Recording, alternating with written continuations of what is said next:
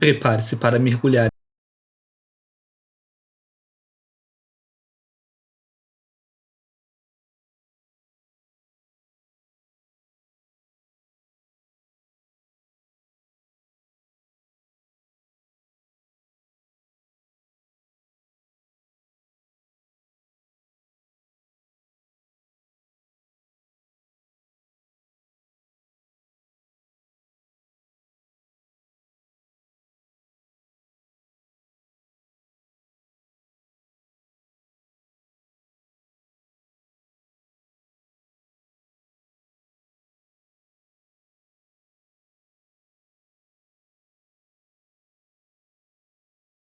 Vamos nessa. 適正反応の消失を確認。人類栄光へ。 O primeiro episódio começa com To-Be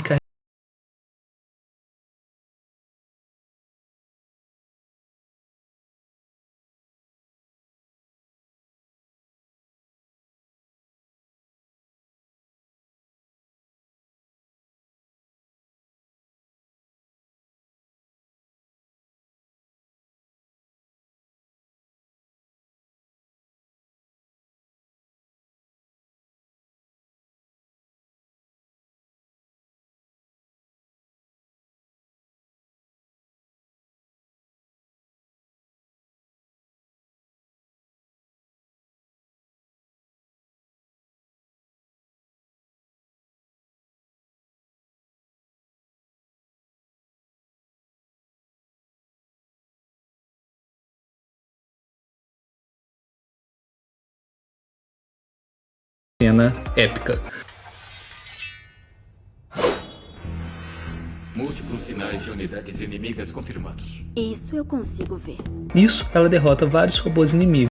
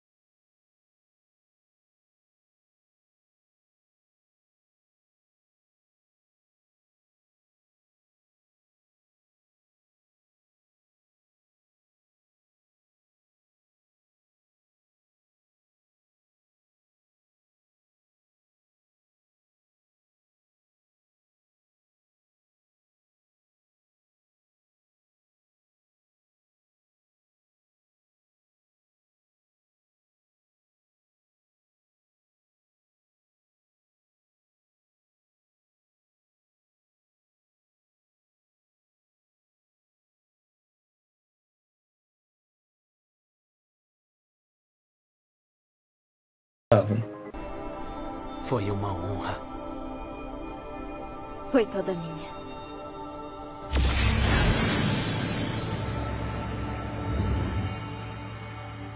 De volta ao quartel-general Yoha na órbita da Lua, To-Be, agora em um novo corpo, descobre que Nanier só conseguiu fazer o backup das memórias dela antes da sua destruição, enquanto ele só tinha as memórias anteriores ao encontro dos dois. Eles dão glória à humanidade, enquanto To-Be fecha os seus punhos, se questionando se tudo que existe foi feito para perecer. Será que isso seria uma punição? Glória à humanidade. Glória à humanidade. No ano de 5000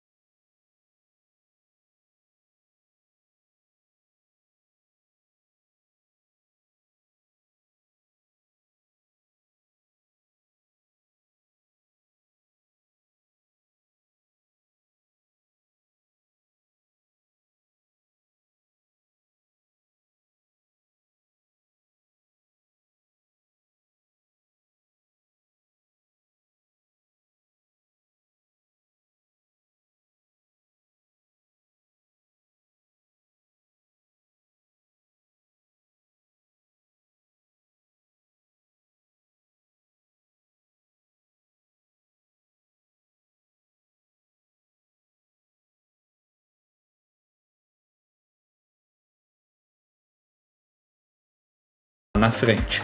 Eu ainda tô lutando.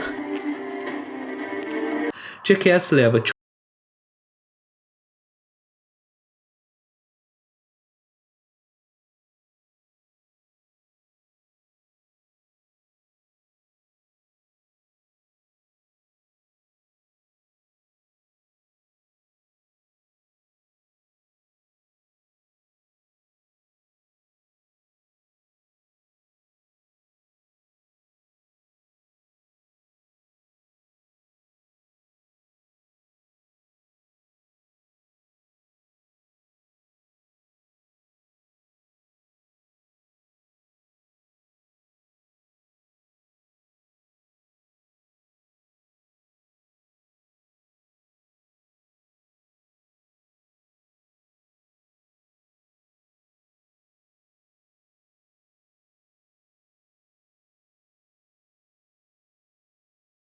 produzindo um comportamento humano.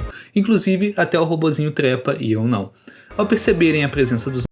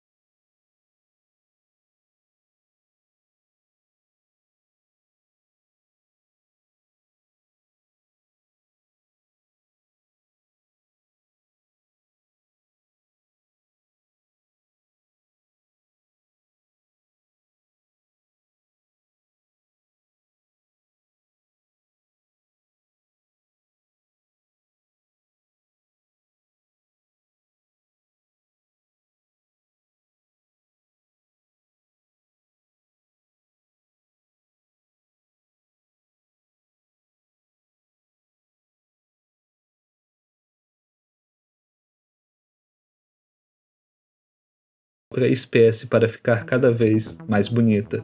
Nines consegue hackeá-la, enquanto 2B a mantém ocupada e descobre que ela era apaixonada por outra máquina, Jean-Paul Sartre, que na vida real participava de um relacionamento bem aberto com ela.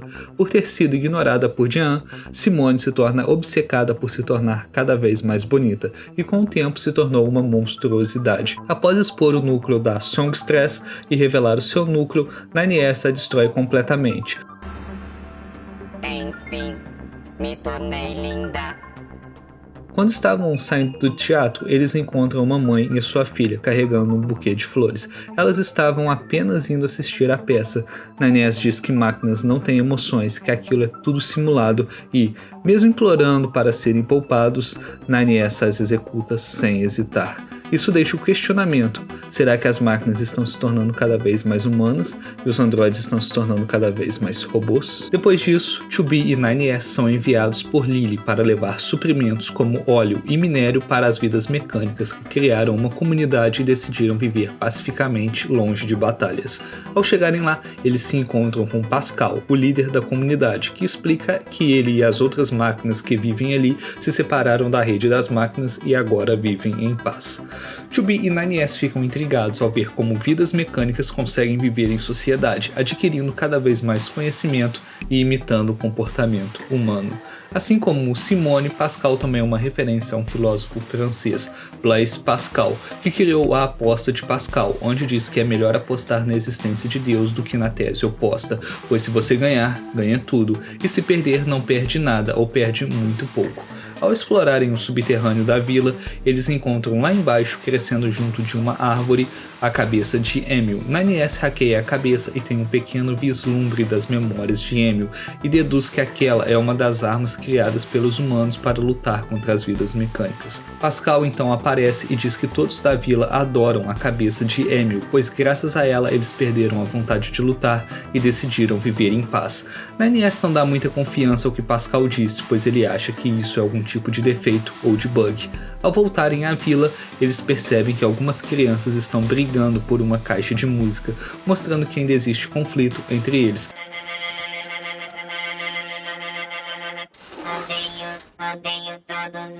Afinal, isso é comum em qualquer comunidade existente, seja ela de humanos, de animais ou de máquinas. Antes de partirem, 9S diz não ter nada a relatar e 2B pede a Pod para marcar o local e o arquivar. Enquanto isso, Adão e Eva estão lendo antigos livros da humanidade para aprender os seus modos e costumes. Tanto é que quando eles apareceram, eles estavam nus lá no começo do episódio e já estavam usando roupas de baixo, e no final do episódio já estavam usando calças, eles estavam evoluindo. Então, Adão convence seu irmão Eva a chamá-lo de irmão mais velho. Lily, 2B e 9S saem em uma missão para ativar uma rede de detecção de máquinas, porém o sistema foi desativado e quando 9S sai para solucionar o problema, Lily conta a 2B sobre o seu passado, sobre como foi o primeiro encontro da resistência com a Yorha. Aparentemente, o gatilho para esse desabafo foi o pesadelo constante que Lily vinha tendo sobre o seu passado, e após 9S falar para Lily não dormir de tédio de novo ou ela vai ter um pesadelo, Lily pergunta a 2B se nós sonhamos, no qual ela responde que não. Após uma operação de pouso má sucedida liderada pela androide número 2, bastante parecida com a 2B, no qual só sobreviveram 4 androides, elas se encontram com os membros da resistência e pedem cooperação. Mesmo apesar da desconfiança entre elas, a líder da resistência da época, Rose, decide cooperar com as androides e irem juntas até a localização do servidor das máquinas, no topo do Monte Kaala, para destruí-lo. No caminho, Lily é infectada pelo vírus lógico das máquinas, que deixa os olhos vermelhos, e se ele não for removido, reescreve os dados e domina a pessoa, e para piorar, a resistência não tinha como curá-la, apenas eliminá-la. A resistência, ao tentar executar Lily e evitar que o vírus se espalhasse, muda de ideia após a número 2 entrar no caminho e salvar Lily, se juntando às outras para salvarem a sua companheira com uma vacina da Yorha. Assim, todas seguem a sua jornada até o servidor, porém, são atacadas por um exército de máquinas e, com exceção de Lily, todas são mortas pelas máquinas inimigas. Ao subirem o elevador, Lily diz que está tendo um pesadelo e Rose pergunta se nós sonhamos, e a número 2 diz que não. O servidor foi destruído, desligando todas as máquinas da área, deixando apenas Lily viva e amargurada com a Yorha por ter recusado enviar reforços para ajudá-los. De volta ao presente, 2B continua sua resposta sobre se nós sonhamos, que Lily fez para ela lá no começo do episódio, que foi a mesma pergunta que Rose fez para a antiga número 2 no passado, e 2B também diz que não, mas as suas memórias são reais, e ainda pergunta a Lily se não existe a possibilidade de uma das suas antigas companheiras ainda estarem vivas. Nisso, Lily responde que isso sim é sonhar. E se uma das suas companheiras ainda estivesse viva em algum lugar? Então, é revelado que a número 2 ainda está viva e lutando sozinha contra as máquinas. Adão e Eva continuam adquirindo conhecimento através da leitura de livros antigos, e uma das coisas que Adão aprende é que a existência precede a essência, declaração feita pelo filósofo francês Jean-Paul Sartre em seu livro O Ser e o Nada, de 1943, que diz que não existe natureza humana, existe apenas uma condição humana. Existimos como perspectivas autoconscientes em primeira pessoa, constantemente imaginando e reimaginando quem somos à medida em que vamos avançando no tempo. Você entendeu? Eu também não. Nesse meio tempo, enquanto esperam por novas ordens e sem receber resposta do bunker sobre as unidades mutantes, 2B e 9S se deparam com Pascal e a robozinha de laço azul que perdeu a sua irmã de laço rosa. A irmã de laço rosa entrou no reino da floresta em busca de uma nova peça funcional para sua irmã de laço azul, porém, este reino é um local bastante hostil. 2B e 9S decidem ir até o reino da floresta junto de Pascal para ajudarem a encontrar a irmã de laço rosa, mas só encontram o laço e todos os seus habitantes destruídos. Quem poderia ter feito isso? Ao explorarem as memórias dos seus habitantes, eles descobrem que o reino foi criado há 256 anos atrás e que o seu primeiro rei morreu há 128 anos. Contudo, as memórias do reino e o seu legado são transferidos para o pequeno rei, uma máquina bebê que eles protegem até os dias de hoje. Adentrando ainda mais no castelo, eles encontram a irmã perdida junto de um soldado sobrevivente, e do nada eles decidem que vão se casar, deixando Nine-S confuso sobre as vidas mecânicas, se eles são seres vivos ou não. E por falar nisso, voltando um pouco no tempo, Pascal diz que pode modificar o seu corpo com quantas peças ele quiser, e ao ser questionado por 2B sobre até quando ele continuará sendo ele mesmo trocando de peças, fazendo referência ao paradoxo do navio de Teseu, que diz que será que um objeto continua sendo o mesmo, mesmo se todas as suas peças forem substituídas, levantando questões profundas sobre identidade, continuidade e mudança. E nisso, Pascal, sem saber a resposta, pensa a respeito e diz que se o coração continuar sendo o mesmo, então ele vai continuar a ser o mesmo ser. E mais uma vez isso deixa Nine-S confuso sobre as vidas mecânicas terem ou não um coração. O que precisa permanecer para você continuar sendo você? Acredito que seja o coração. Eles conseguem chegar ao jovem rei Immanuel, mas não chegam a tempo de salvá-lo das mãos de A2, a número 2 sobrevivente do grupo da Lily, que continuou durante todo esse tempo lutando contra as vidas mecânicas e agora é considerada uma androide traidora. Uma curiosidade é que o jovem rei Immanuel tem esse nome em homenagem ao filósofo prussiano Immanuel Kant. Uma adição que o anime faz e eu gostei foi ter adicionado pétalas vermelhas na cena, simbolizando o sangue durante o ataque de A2 a Immanuel.